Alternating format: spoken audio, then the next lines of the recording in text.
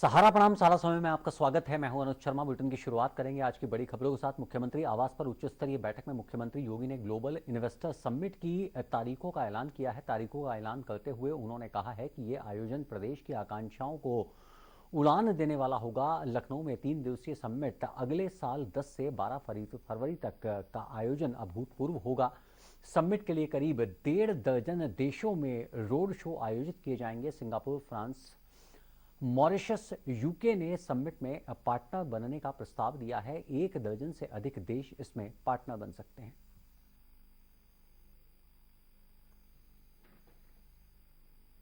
और ताजा अपडेट के लिए हमारे साथ जुड़ रहे हैं एसोसिएट एडिटर राजधानी लखनऊ से आलोक गुप्ता। आलोक, इससे पहले भी जब इन्वेस्टर समिट था तो उम्मीदों से ज्यादा नतीजे ने देखे कि कितना बड़ा इन्वेस्टमेंट दुनिया भर से उत्तर प्रदेश में आया है।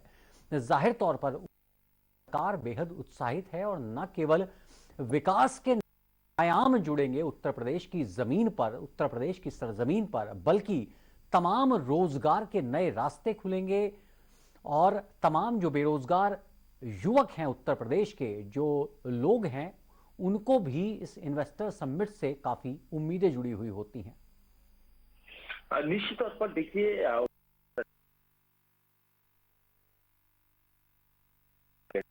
आपने पिछले दिनों देखा होगा कि प्रयागराज में दिव्य कुंभ और महाकुंभ का आयोजन योगी सरकार ने किया था और जिसकी चर्चा केवल उत्तर प्रदेश में नहीं देश में भी रही है। पहले की जो इन्वेस्टर समिट देश के अंदर रही है, जो हो चुकी, वो भी लेकिन इस बार पैमाने पर ग्लोबल इन्वेस्टर समिट की तैयारियां उत्तर प्रदेश सरकार कर रही है।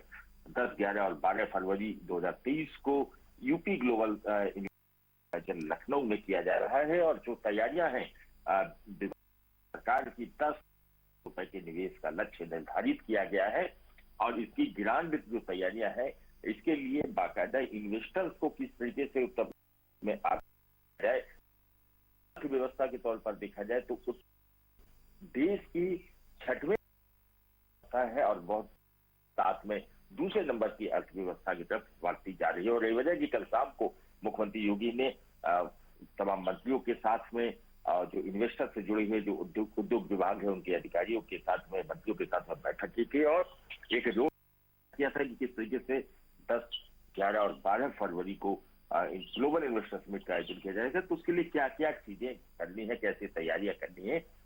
रोड शो आयोजित किए जाएंगे जो देश के जो बड़े शहर हैं, औद्योगिक शहर है, वहां पर किए जाएंगे। अहमदाबाद, मुंबई, कोलकाता, बेंगलोर, हैदराबाद और चेन्नई में।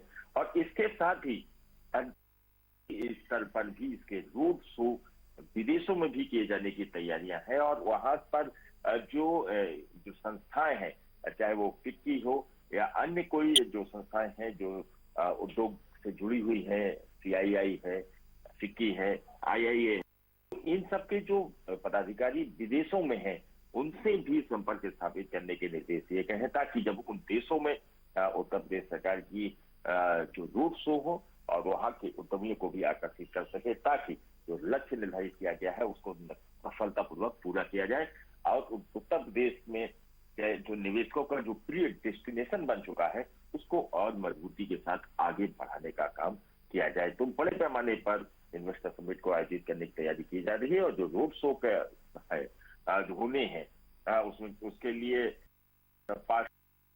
में सिंगापुर है, रहेगा फ्रांस है, मॉरिशस, यहाँ इन देशों से खुद ही इससे पहले भी प्रस्ताव आ चुके हैं कि वो उत्तर प्रदेश में इन्वेस्ट करना चाहते हैं। इसी तरीके से Netherland, Canada, USA, Japan, Israel, Sweden और थाईलैंड के राजदूतों के साथ ही संपर्क स्थापित किया जाएगा ताकि इन देशों से भी जो उद्यमी हैं वो उत्तर प्रदेश में आ सके। जी जी जी, एक और जानकारी मैं आपसे चाहूंगा कि इससे पहले जो इन्वेस्टर समिट हुआ उसमें जो तमाम कंपनीज के साथ, बाहर की जो ग्लोबल कंपनीज हैं, उनके साथ जो MOU हुए थे, उनका कितना काम अभी तक धरातल पर दिखाई दे रहा है? देखिए, अगर पिछले रोड शो की, पिछले इन्वेस्टर समिट की बात तो उत्तर प्रदेश में चाहे आपका डिफेंस कॉरिडोर की बात रही हो बुंदेलखंड में, पूर्वांचल एक्सप्रेसवे के किनारे भी तमाम इंडस्ट्रीज सामने आ रही हैं। बुंदेलखंड एक्सप्रेसवे पर भी तमाम इंडस्ट्री सामने आ रही है और सबसे ज्यादा जो हब बना है नोएडा और ग्रेटर नोएडा बना है, जहाँ पर तमाम इंडस्ट्रीज ने अपने पैर जमा लिए हैं और जो कई पाइपलाइन में है जिनके कार्य 70% या 80% से ज्यादा पूरे हो चुके हैं। तो कहीं ना कहीं उत्तर प्रदेश की तरफ देश के उद्यमियों की ही निगाहें नहीं है, बल्कि विश्व के उद्यमियों की निगाहें भी लगी हुई है, क्योंकि यहाँ पर सिंगल विंडो सिस्टम के तहत जो व्यवस्थाएं दी गई हैं उसके तहत ये सारे कार्य किए जा रहे हैं। जी जी जी, आलोक, इस तमाम बातचीत और जानकारी बहुत शुक्रिया।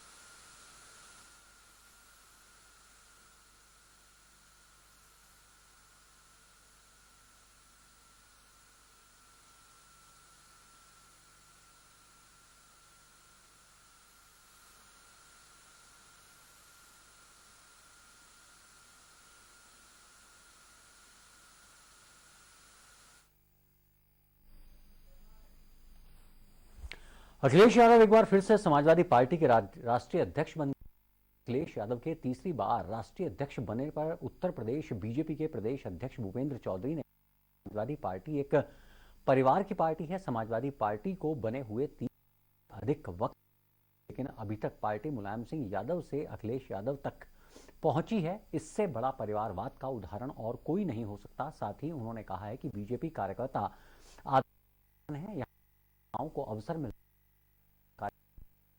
है, नरेंद्र प्रधानमंत्री बन जाते हैं।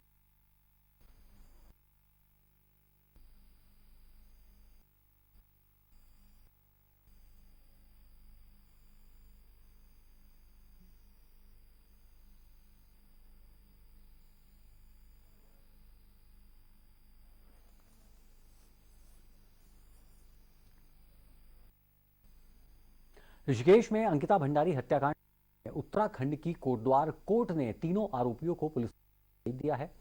पुलकित आर्य समेत तीनों आरोपी रिमांड पर भेज दिया गया है। आपको बता दें कि अंकिता भंडारी की हत्या के बाद पुलकित आर्य के खिलाफ लोग उठा रहे हैं और अंकिता को कर रहे हैं।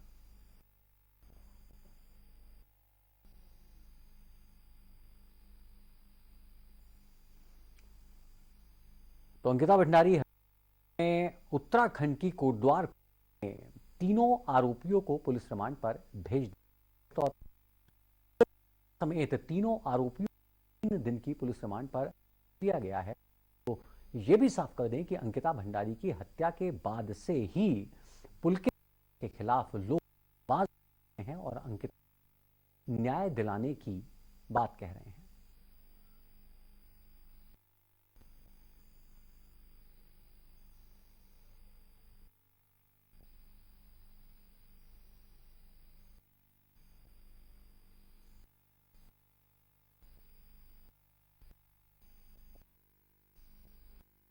अपडेट के लिए चलते हैं ऋषिकेश, जहां संवाददाता जितेंद्र चमोली। जितेंद्र, ये 3 दिन की जाहिर तौर पर जो अपराध है उसको पुलिस के सामने स्वीकार चुके हैं। इन हैं जो पुलिस सकते हैं जिससे न्याय मिलने की पूरी उम्मीद है। जी मैं बता दूं,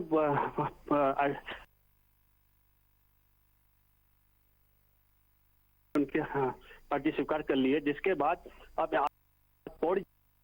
लाया जाएगा और जहां जहां घटनाक्रम है रिजॉर्ट में लेकर जाएगा धक्का दिया वहां। लेकिन इस सबको इन हवाई जिस दिन पुलिस आरोपियों को पेश करने जा रही थी उस दिन ग्रामीणों ने आरोपियों पर हमला कर दिया। इसलिए सारी व्यवस्था गोपनीय ढंग से दी जाएगी। जी जी, कौन से तथ्य हैं? क्योंकि आरोपियों ने पहले कबूला है उस जो सामने जो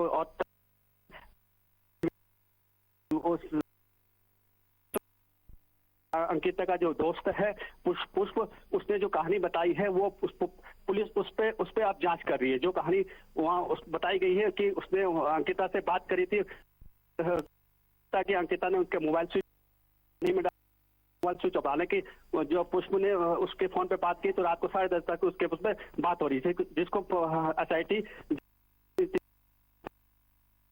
जी आप अपडेट्स के लिए आपके पास यहाँ वक्त हो चला एक छोटे से ब्रेक का। ब्रेक के उस पार भी खबरों का सिलसिला जारी रहेगा।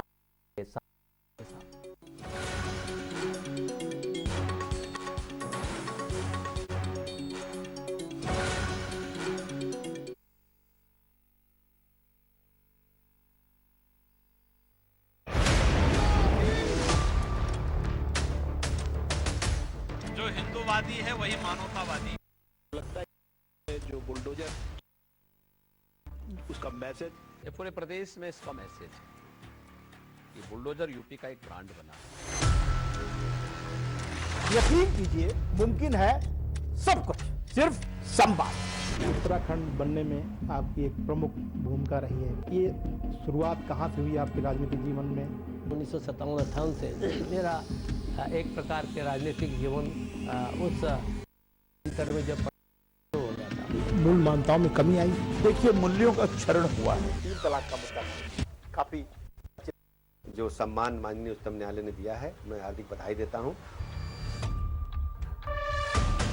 संवाद है तो समाधान। उत्तर प्रदेश की राजनीति में काफी मेहनत कर रही हैं, तो क्या माने कि ये मेहनत अपना दल के लिए कर रही हैं या भारतीय जनता पार्टी के लिए कर रही हैं? मेरा जो परिश्रम है या मेरे कार्यकर्ताओं का जो परिश्रम है वो इस गठबंधन।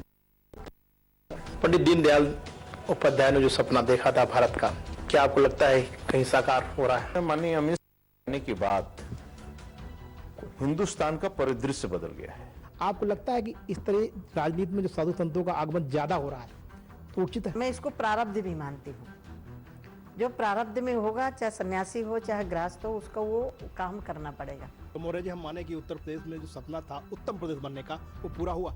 अर्थव्यवस्था हो, चाहे निवेश हो, चाहे सुशासन हो, चाहे गुंडे अपराधियों के खिलाफ, माफियाओं के खिलाफ कार्रवाई हो, हमारे क्षेत्र में आगे बढ़ रहे हैं। बेशक राजनीतिक हस्ती हो या हो समाज की कोई शख्सियत, जारी है संवाद।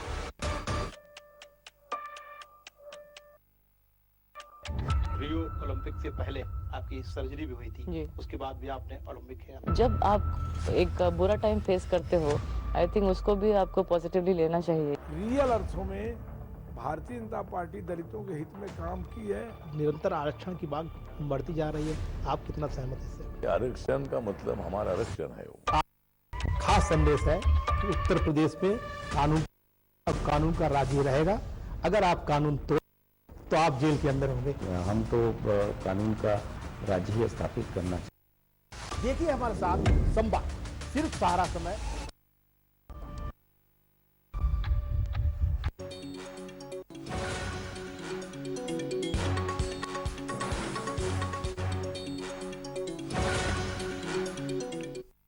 फर्रुखाबाद में मेडिकल कर्मी सुमित दिवाकर हत्याकांड का पुलिस कर दिया है। पुलिस ने हत्याकांड में लिप्त 3 महिलाओं और 5 लोगों को गिरफ्तार। आपको बता दें कि कायमगंज मोहल्ला में सुमित 19 सितंबर में मूवी डलवाने शाम को घर से निकला था और देर रात घर वापस नहीं आने पर परिजनों ने उसकी तलाश शुरू कर दी थी और इस दौरान जौरा गांव के पास बोरे में अचानक बरामद हुआ शव की सूचना मिलने पर मौके पर पहुंचा और टीम गठित कर हत्या करने वालों को गिरफ्तार किया गया है। हत्याकांड का खुलासा करते हुए पुलिस अधिकारियों ने कहा है कि सुमित की हत्या में प्रेम प्रसंग का मामला सामने आया है।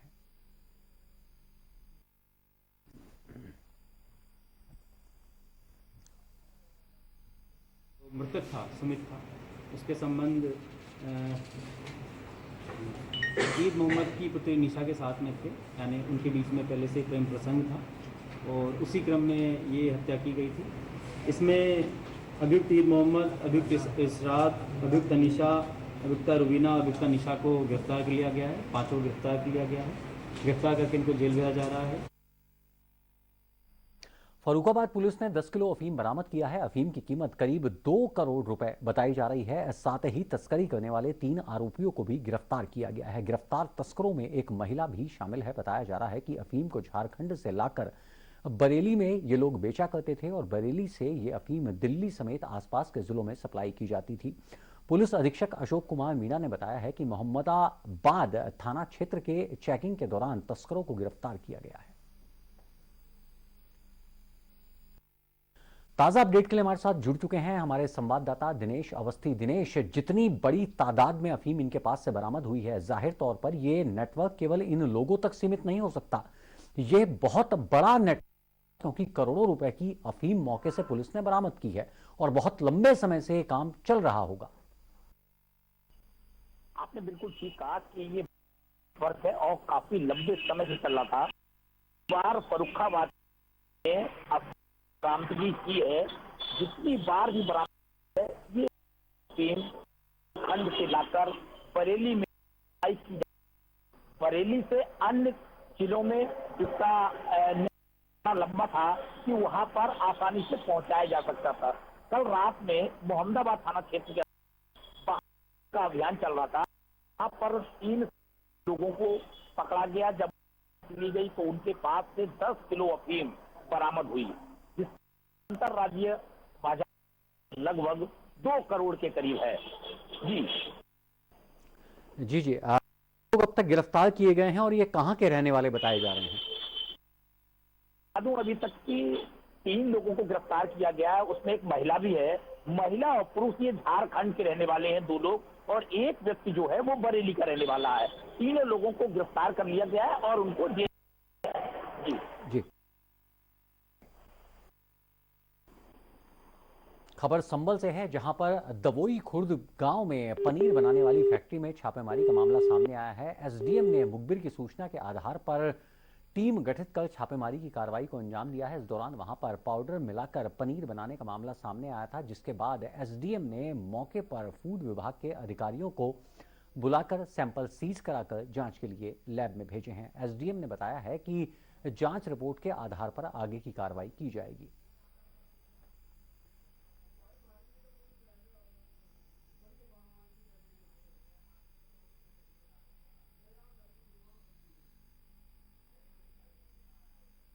यहाँ वक्त हो चला एक छोटे से ब्रेक का। ब्रेक के उस पार भी खबरों का सिलसिला जारी रहेगा। आप चलते रहिए सहारा समय के साथ।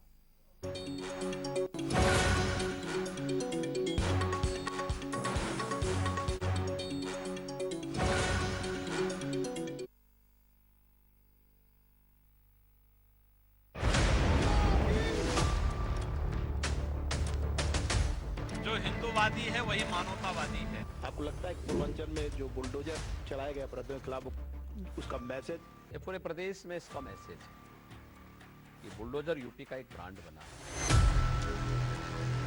यकीन कीजिए, मुमकिन है सब कुछ, सिर्फ संवाद। खंड बनने में प्रमुख भूमिका रही है। ये शुरुआत कहाँ से हुई आपके राजनीतिक जीवन में? से मेरा एक प्रकार के राजनीति उस सब शुरू हो गया था। मूल मान्यताओं में कमी आई। देखिए, मूल्यों का क्षरण हुआ। जो उच्चतम न्यायालय ने दिया, संवाद है तो उत्तर प्रदेश की राजनीति में काफी मेहनत कर रही हैं, तो क्या माने कि ये मेहनत अपना दल के लिए कर रही हैं या भारतीय जनता पार्टी के लिए कर रही हैं? मेरा जो परिश्रम है या मेरे कार्यकर्ताओं का जो परिश्रम है वो बंधन को मजबूत करने के लिए है। पंडित दीनदयाल उपाध्याय ने जो सपना देखा था भारत का, क्या आपको लगता है कहीं साकार हो रहा है? माननीय अमित की बात हिंदुस्तान का परिदृश्य। आपको लगता है कि इस तरह राजनीति में क्या हो रहा है? जो प्रारब्ध में होगा, चाहे सन्यासी हो चाहे गृहस्थ हो, उसका वो काम करना पड़ेगा। तो मौर्य जी, हम माने कि उत्तर प्रदेश में जो सपना था उत्तम प्रदेश बनने का हुआ, अर्थव्यवस्था हो, चाहे निवेश हो, चाहे सुशासन हो, चाहे गुंडे अपराधियों के खिलाफ, माफियाओं के खिलाफ कार्रवाई हो, हमारे क्षेत्र में आगे बढ़ रहे हैं। राजनीतिक हस्ती हो या हो समाज की कोई शख्सियत, जारी है संवाद।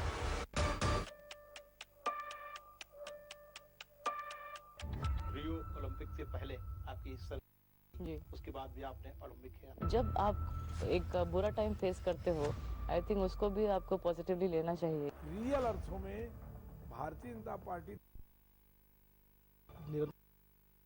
बढ़ती जा रही है। आप कितना सहमत हैं इससे? आरक्षण का मतलब हमारा आरक्षण है। आज का एक खास संदेश है कि उत्तर प्रदेश में कानून का राज है और कानून का राज ही रहेगा। अगर आप कानून तोड़ेंगे तो आप जेल के अंदर होंगे। हम तो कानून का राज्य ही स्थापित करना चाहते हैं। ये हमारे साथ संवाद सिर्फ सहारा समय न्यूज नेटवर्क पर।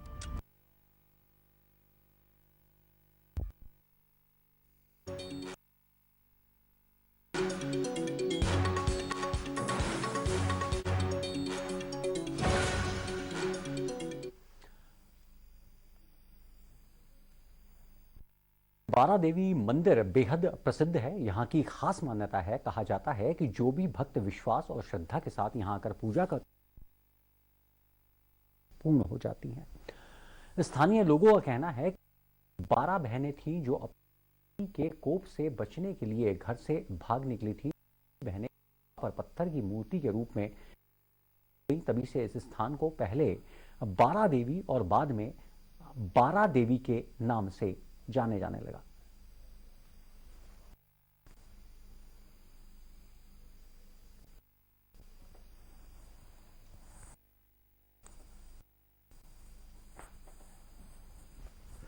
और मौके से हमारे साथ जुड़ रहे हैं हमारे संवाददाता अनुराग श्रीवास्तव। अनुराग, क्या कुछ पौराणिक इतिहास है इस मंदिर से जुड़ा हुआ जिसकी इतनी मान्यताएं हैं?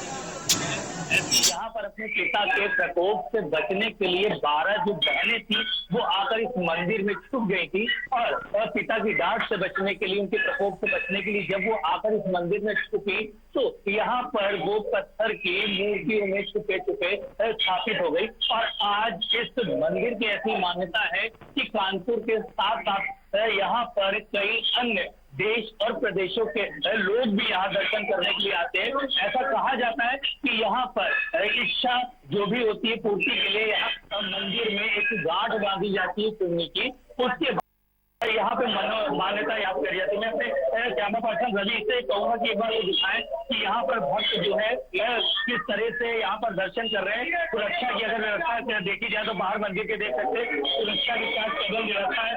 आने वाले जो भी लोग हैं पहले बाहर से एक लंबी मंदिर की यहाँ पर पूरी तरह से जो स्टाफ है वो चेकिंग कर रहा है। यहाँ पर देख सकते हैं कि मेटल डिटेक्टर लगा हुआ है, किसी तरह का कोई असुविधा ना हो इसलिए लाइन को मेल की लाइन अलग रखी गई है, महिला जितने भक्त है उनकी अलग रखी गई है, पुरुष जितने भक्त हैं उनकी अलग लाइन रखी गई है। उसके बाद एक सीमित संख्या के अंदर प्रवेश दिया जा रहा है। अब यहाँ पर बारी बारी से ताकि कोई समस्या ना हो, मंदिर पर आप देख सकते हैं कि भक्तों का लगातार यहाँ पर जमावड़ा लगा हुआ है। भक्त दर्शन कर रहे हैं। जितने यहाँ पे मंदिर के पुजारी हैं वो शिद्दत से अपने कार्य को कर रहे हैं, सभी भक्तों की मुराद पूरी हो। नारियल की यहाँ पर एक विशेष मान्यता है। हम प्रयास करेंगे कि इस मंदिर की जो प्रमुख मूर्ति है उस मंदिर से भी हमारे सारा समय के दर्शकों को और रूबरू कराएंगे। हम की ओर चल रहे देख रहे हैं लगातार जो काफिला है वो काफी बड़ी संख्या में है काफिला।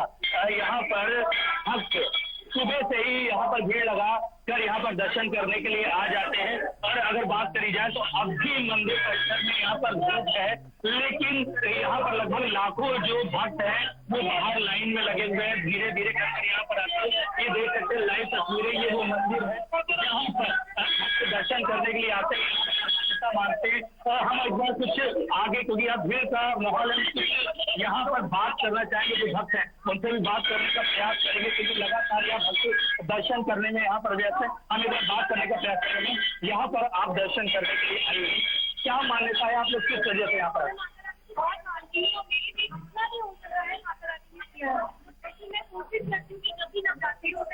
कब से आप लोग यहाँ पर दर्शन करने के लिए आ रहे हैं? ये देखिए इन भक्तों का हम कोशिश करेंगे और भी यहाँ पर भक्त हैं उनसे भी बात करने का यहाँ पर प्रयास करेंगे। सर इस मंदिर में कब से दर्शन करने के लिए आप आ रहे हैं, क्या मान्यता यहाँ का विशेष मानते हैं?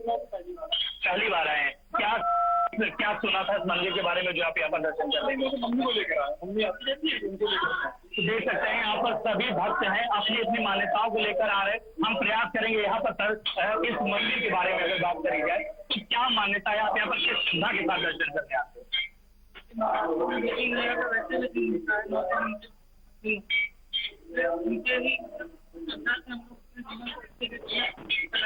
यही कल्पना, यही। अच्छा, आज यहाँ पर दर्शन करके क्या आपने मुराद मांगी है माता रानी ने? यही मांगा कि माता का कल्याण करना, अच्छा करना, पहले सपना वाला। बिल्कुल देख सकते हैं कि यहाँ भक्त पूरी अपनी मुरादों को लेकर आते हैं। जैसा कि आज नवरात्र का 5वां दिन है, 5वें दिन की अगर ये बात करी जाए तो इस मंदिर परिसर में हम अभी कुछ और बात करना यहाँ पर प्रयास करेंगे, क्योंकि लगातार यहाँ भीड़ है। कुछ और यहाँ पर महिला श्रद्धालु है, महिला भक्त है, उनसे भी हम बात करने का यहाँ पर प्रयास करेंगे। मैम, आज यहाँ पर आप दर्शन करने के लिए आई हुई है, क्या यहाँ पर दर्शन के लिए यहाँ माता रानी के दर्शन किया, क्या मान्यता, क्या मुराद मांगी आपने?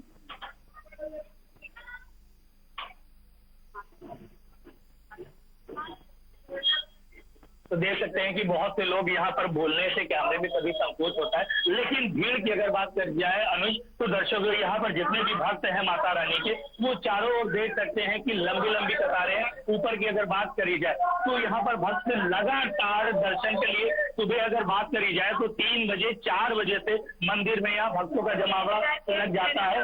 और उसके बाद अगर बात करी जाए तो यहाँ पर अभी भी देख सकते हैं, हम यहाँ पर कुछ और भक्त हैं। निश्चित तौर पर बहुत प्राचीनतम ये मंदिर है और बहुत ही रोचक और पौराणिक इसकी निश्चित तौर पर कथा है। और यही कारण भी है कि अटूट विश्वास श्रद्धालुओं का इस मंदिर, इस दर के साथ जुड़ा हुआ है, इस विश्वास के साथ कि इस मंदिर पर माथा टेकने मात्र से उनकी सभी मनोकामनाएं पूर्ण होंगी। और आपका शुक्रिया अदा करेंगे हम अनुराग की नवरात्र के इस पावन अवसर पर आपने इतने प्राचीनतम और इतने सच्चे दरबार के तमाम श्रद्धालुओं को और तमाम हमारे सहारा समय के दर्शकों को दर्शन कराए। आपका बहुत बहुत शुक्रिया। तो फिलहाल इस बुलेटिन में इतना ही। ताजा तरीन खबरों के लिए आप लॉगिन कर सकते हैं हमारी वेबसाइट समयलाइव.com। सहारा प्रणाम।